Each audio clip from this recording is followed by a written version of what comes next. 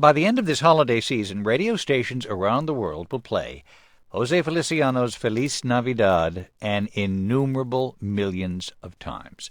It is one of the most familiar and famous Christmas songs of all time, certainly the most performed bilingual song.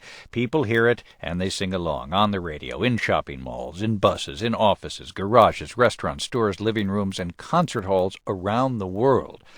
I spent a holiday season in India once. There are few tributes to a song more pointed than hearing a New Delhi cab driver break into Feliz Navidad.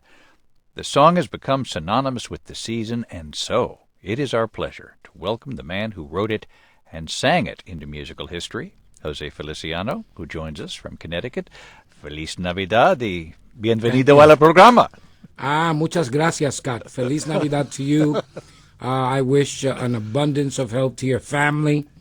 And I'm very honored to be talking with you. Oh, it's our honor. And we do want to talk about the song, obviously, and get to the song in a moment. But you are observing, it's the 50th anniversary of you entering show business. You know, when I was told that I was celebrating 50 years in show business, I couldn't believe it. And the reason I say that is because when you're in the eye of the storm, you don't see what's going on. You know, you're so busy doing.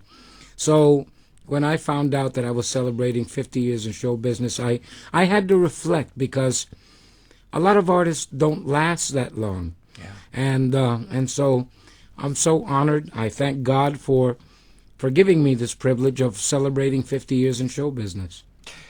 You were literally a kid, almost a baby, when you began in show business, weren't you? I was. My first performance was at the Puerto Rican Theater. When I was 9 years old, my mother put me in a contest on radio. I played the concertina then. And on my mother's insistence, I went on the show. I won the radio portion of it. Then I went to the final eliminations, where I then played at the Puerto Rican Theater. And we didn't win, but it was a great experience for me. Wait, do you remember what you played, what you sang? Well, I didn't sing. I wasn't singing then. I played the accordion. And I played a Dominican merengue called Música de Papa Dios, which means music of Father God. What kind of music did you grow up with in your family? Well, in my family, we grew up with Latin music. You know, things like...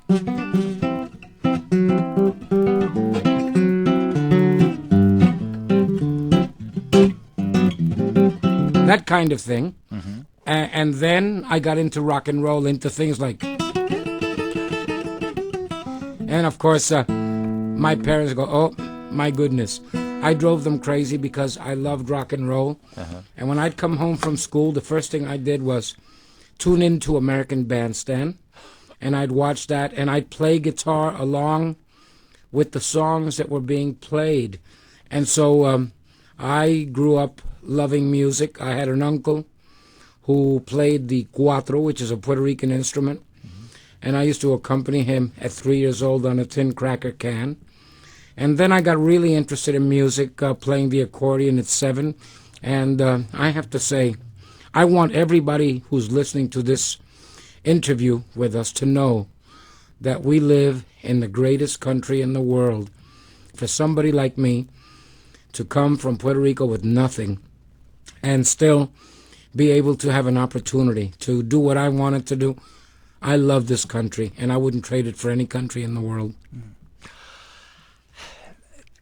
You've recorded so many different kinds of music over the years. I mean, I'm thinking of Purple Haze, Que Sera, but I'm interested in what you've been recording recently with bolero music.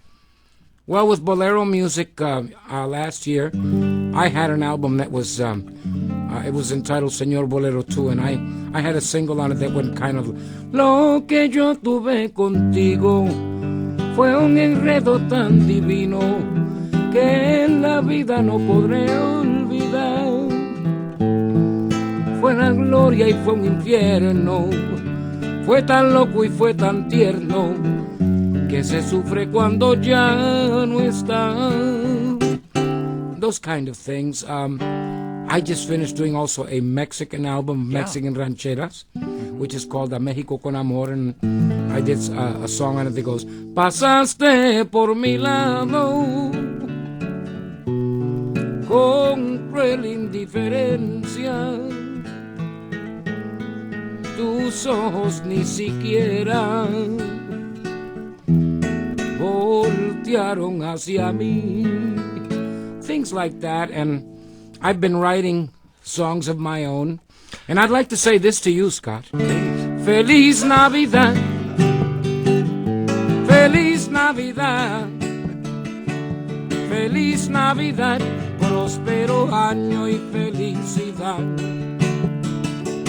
Feliz Navidad, Feliz Navidad, Feliz Navidad, próspero año y felicidad.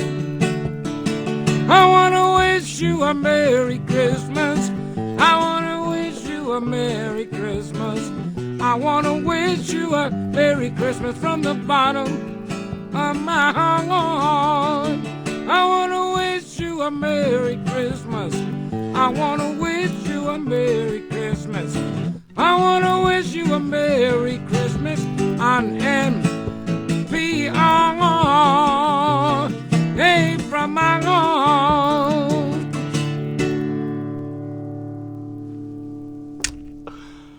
Well, Jose, you've left me with nothing to say. Oh, no, I don't want to do that. No. It's fine. Now, you've continued to work, but can you give us some idea of what Feliz Navidad has meant in your life?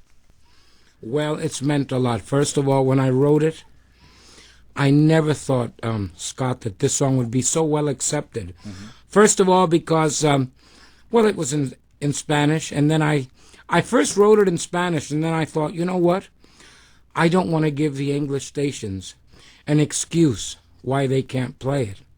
So then that's why I came up with, I want to wish you a Merry. And so I thought to myself, well, if I make it bilingual, there's no excuse for any station not to play it. The Spanish stations can't say, well, there's no Spanish in this. And the English stations can't say, well, there's too much Spanish and no English, you know? Yeah. So I did that all on purpose. But the real reason I wrote Feliz Navidad was I was living in California at the time. I hadn't seen my family, my brothers, my cousins, and relatives in a long, long time. So I wrote Feliz Navidad, I think, a little bit out of loneliness, and also it was because of a suggestion that I had from my producer at the time, Rick Gerard, who said to me, Jose, you should write a Christmas song. And at that particular time, which was 1970, the last song that had been written for Christmas was the one by Brenda Lee, Rockin' Around the Christmas Tree. Nobody had come up really with a real Christmas song that was catchy and stuff like that. I mean, there have been some other Christmas songs. John Lennon's come up with one, and the Eagles and everybody else. Yeah. But I never thought that Feliz Navidad would catch on the way that it has. And I'm happy about it, because if it brings people closer together, then this song has accomplished a lot, and so I'm thrilled about it. Well, you know, I must say, it's been a real Christmas gift for us to be able to talk to you. I can't thank you enough. Thank you, sir. Oh, and it goes without saying, Feliz Navidad from the bottom of our hearts. Feliz Navidad,